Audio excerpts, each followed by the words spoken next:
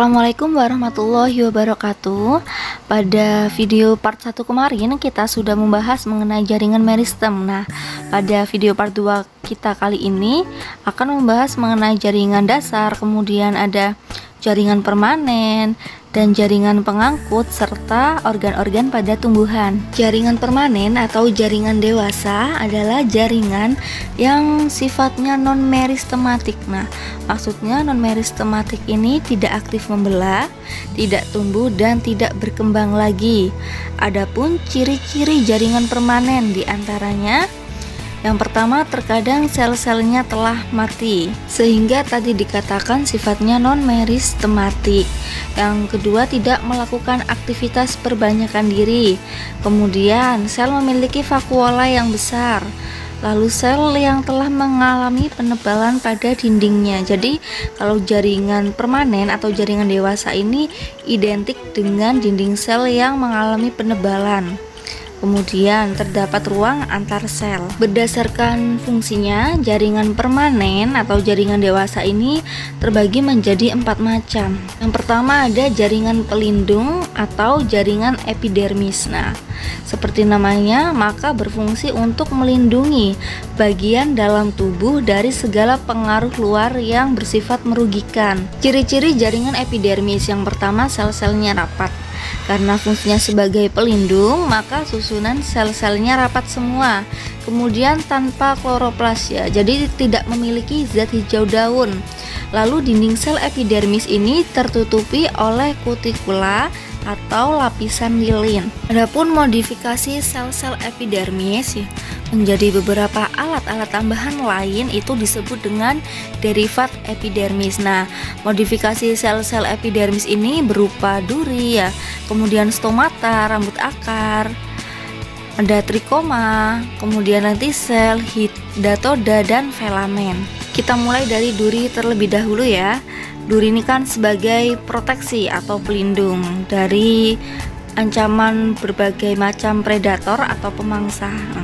Kulit ini, kaktus ini tertutupi oleh lapisan lilin sehingga warnanya cenderung lebih mengkilap. Selain itu, lapisan lilin atau kutikula yang ada pada dinding sel epidermis kaktus ini berfungsi untuk mengurangi penguapan. Nah, seperti yang kita tahu bahwa kaktus ini merupakan tumbuhan xerophyte yang hidup di gurun atau padang pasir. Jadi kutikula ini berfungsi untuk mengurangi penguapan guna mempertahankan hidup kaktus di daerah yang gersang. Selanjutnya ada modifikasi sel epidermis berupa stomata.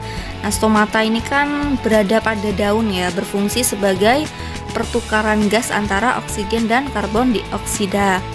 Stomata ini terdapat sel penutup dan sel tetangga. Nah, sel tetangga ini mengelilingi sel penutup. Sel tetangga berfungsi untuk mengatur celah buka tutup dari sel penutup ini. Aktivitas dari stomata ini dipengaruhi oleh sinar matahari, yang mana pada saat ada sinar matahari maka stomata akan membuka. Begitupun sebaliknya, kalau tidak ada cahaya matahari maka akan menutup. Selanjutnya ada modifikasi sel epidermis berupa rambut akar, yang mana rambut akar ini berfungsi untuk memperluas bidang penyerapan air pada akar. Lalu juga ada trikoma. Kalau trikoma ini berupa rambut-rambut halus atau bulu-bulu halus yang ada pada batang ataupun pada daun yang berfungsi sebagai pelindung. Kalau pada daun, pertukaran gas diatur oleh stomata, sedangkan kalau pada batang, pertukaran gas diatur oleh lentisel. Selain itu, lentisel juga berfungsi untuk mengeluarkan air ataupun getah. Selanjutnya ada hidatoda. Nah, hidatoda ini merupakan lubang-lubang yang ada pada daun yang berperan dalam proses gutasi, jadi pengeluaran air ataupun embun. Dan yang terakhir ada filamen. Filamen ini contohnya biasanya pada tumbuhan gantung. Salah satunya ada anggrek. Jadi akar anggrek ini kan tidak dapat menyerap air secara langsung dari tanah. Oleh karena itu, akar anggrek ini terdapat filamen yang berfungsi untuk menyerap dan menimbun air yang berasal dari udara. Yang kedua ada jaringan parenkim atau jaringan dasar. Dikatakan jaringan dasar karena hampir dijumpai di setiap bagian tumbuhan, mulai dari akar, batang, kemudian juga daun. Adapun ciri-ciri dari jaringan parenkim diantaranya bersifat meristematik, jadi masih aktif untuk melakukan pembelahan secara terus-menerus. Yang kedua, terdiri atas sel hidup. Karena terdiri atas sel hidup, maka sifatnya meristematik, terus aktif membelah. Yang ketiga, memiliki ruang antar sel dan vakuolanya kecil, kemudian memiliki dinding sel yang tipis, dan di dalam selnya mengandung banyak protoplasma. Ada pula modifikasi dari jaringan parenkim atau jaringan dasar ini. Yang pertama ada klorenkim. Klorenkim ini merupakan parenkim yang memiliki klorofil. Jadi parenkim yang berklorofil contohnya adalah mesofil daun. Kita perhatikan pada struktur jaringan daun pada gambar di samping. Nah, pada lapisan terluar itu terdapat kutikula.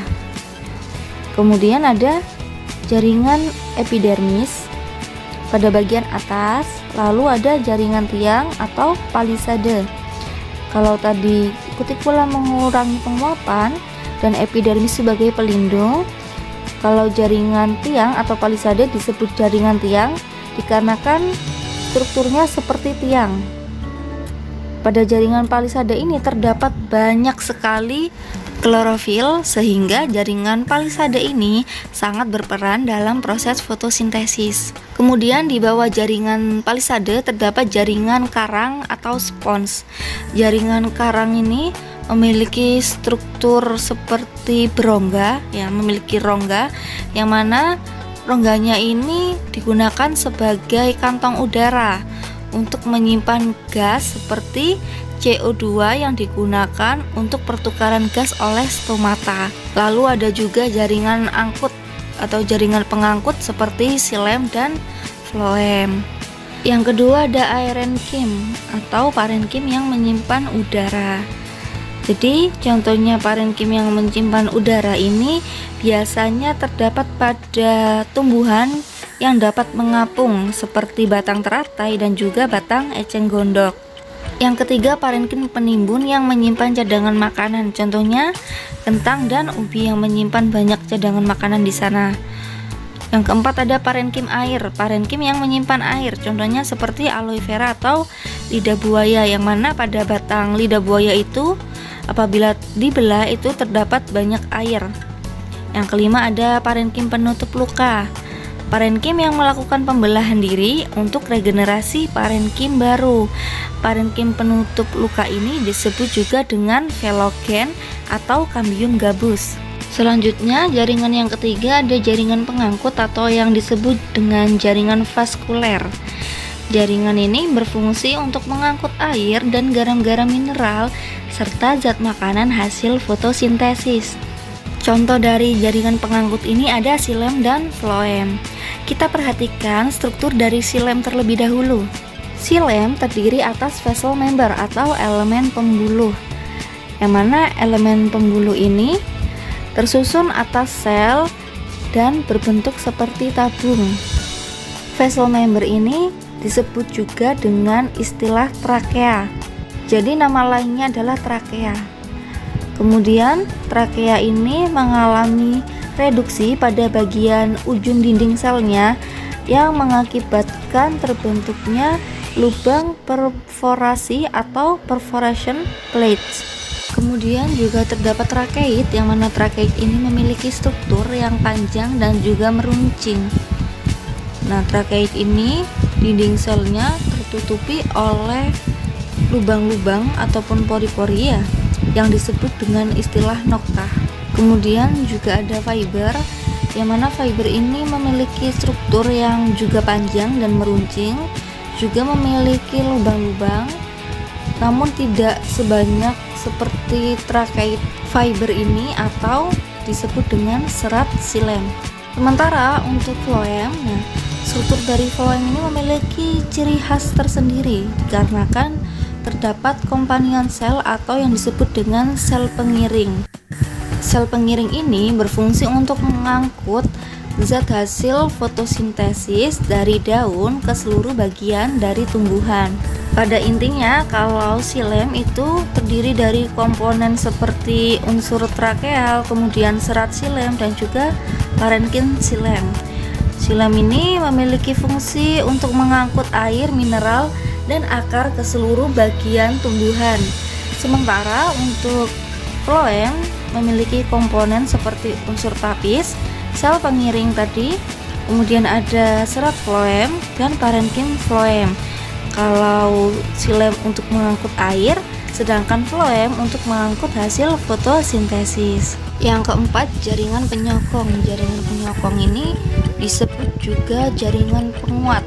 Seperti namanya, jaringan penyokong, maka jaringan ini berfungsi untuk menunjang bentuk tumbuhan, kemudian menegakkan batang dan menguatkan daun, dan melindungi jaringan vaskuler maupun melindungi tumbuhan dari gangguan mekanis. Yang termasuk ke dalam jaringan penyokong ini ada jaringan kolenkim dan juga jaringan sklerenkim. Kalau jaringan kolenkim ini menyokong tumbuhan atau tanaman yang masih muda. Contohnya batang hijau seperti pada kangkung ataupun pada bayam. Sementara kalau sklerenkim itu menyokong tanaman yang dewasa. Kita lihat contohnya pada tempurung kelapa dan juga kulit kenari. Kita lihat contohnya pada tempurung kelapa dan kulit kenari, yang mana tempurung kelapa dan kulit kenari ini memiliki sklereid atau yang disebut dengan sel-sel batu karena strukturnya yang sangat keras seperti batu. Dan juga ada contoh lain seperti serabut kayu. Untuk bahan dari dinding selnya, kalau kolenkim itu dari selulosa, sedangkan kalau sklerenkim itu dari lignin atau kayu. Untuk selnya, kalau kolenkim itu tersusun dari sel hidup, sementara sklerenkim tersusun dari sel mati. Dan untuk penebalan dindingnya, kolenkim biasanya tidak merata, dikarenakan biasanya penebalannya kalau pada kolenkim terjadi di bagian sudut-sudutnya saja. Sementara kalau untuk sklerenkim itu penebalan dindingnya secara merata di semua bagiannya. Setelah kita membahas mengenai jaringan tumbuhan, sekarang kita beralih ke organ pada tumbuhan. Organ merupakan kumpulan dari beberapa jaringan yang memiliki peranan tertentu dalam tubuh. Organ pada tumbuhan dibedakan menjadi organ vegetatif berupa akar, batang, dan daun, serta organ generatif yang berupa bunga, buah, dan biji. Kalau organ vegetatif itu biasanya berperan dalam proses pertumbuhan dan perkembangan. Sementara untuk organ generatif itu berfungsi atau berperan dalam proses perkembangbiakan atau reproduksi. Tumbuhan dibedakan menjadi dua macam, ada tumbuhan dikotil dan tumbuhan monokotil. Perbedaannya, kalau tumbuhan dikotil itu memiliki kelipatan bunga 2, 4, kemudian 5. Sementara untuk monokotil kelipatan bunganya 3. Untuk keping bijinya pada tumbuhan dikotil itu berkeping 2. Sementara untuk keping biji pada tumbuhan monokotil itu berkeping 1. Dan tulang daun pada tumbuhan dikotil ini menyirip dan menjari. Kalau menyirip itu contohnya pada daun mangga, kemudian kalau menjari contohnya pada singkong, kemudian daun pepaya. Sementara untuk yang monokotil ini daunnya sejajar tulangnya. Sementara untuk tumbuhan monokotil ini tulang daunnya sejajar, contohnya seperti jagung, kemudian ada tebu. Dan untuk perbedaan yang terakhir terletak pada akarnya. Kalau dikotil itu pasti akarnya tunggang, sementara kalau monokotil itu akarnya serabut. Contohnya pada tebu. Sekarang kita perhatikan pada gambar yang ada di bawah. Nah, di situ ada struktur daun dari tumbuhan monokotil dan tumbuhan dikotil. Perbedaannya, kalau pada tumbuhan monokotil itu masih ada mesofil daunnya. Sedangkan kalau tumbuhan dikotil itu tidak terdapat mesofil daun karena mesofil daunnya telah mengalami diferensiasi menjadi jaringan palisade dan jaringan spons. Lalu kita ke gambar yang bagian atas, ada gambar struktur dari akar tumbuhan dikotil dan akar monokotil. Nah, akar ini memiliki endodermis yang mana endodermis ini berfungsi untuk mencegah air keluar dari stele. Selain itu juga endodermis ini memiliki sifat anti air, sehingga berperan dalam proses seleksi zat yang masuk dan keluar dari stele. Akar memiliki struktur yang istimewa karena terdapat persikel. Nah, persikel ini berfungsi untuk percabangan akar. Jadi, cabang-cabang dari akar itu diatur oleh persikel. Ada bagian-bagian dari bunga seperti stigma atau kepala putik, kemudian stilus tangkai putik, lalu ada filamen atau benang sari, kemudian ovarium, bakal buah. Jadi di sini terdapat banyak bagian-bagian dari organ bunga ini. Dan yang terakhir ada struktur batang, monokotil dan dikotil. Kita perhatikan pada bagian kambiumnya. Kalau pada batang monokotil pasti tidak memiliki kambium, sedangkan pada batang dikotil pasti memiliki kambium. Adanya kambium pembuluh pada batang dikotil mengakibatkan berkas pembuluh pengangkut pada batang dikotil ini susunannya menjadi teratur. Sementara kalau pada batang monokotil tidak memiliki kambium yang mengakibatkan susunan dari berkas pembuluhnya ini tersebar merata. Oleh karena itu, maka tipe berkas pembuluh pada batang monokotil ialah kolateral tertutup, sementara untuk tipe berkas pembuluh pada batang dikotil adalah kolateral terbuka.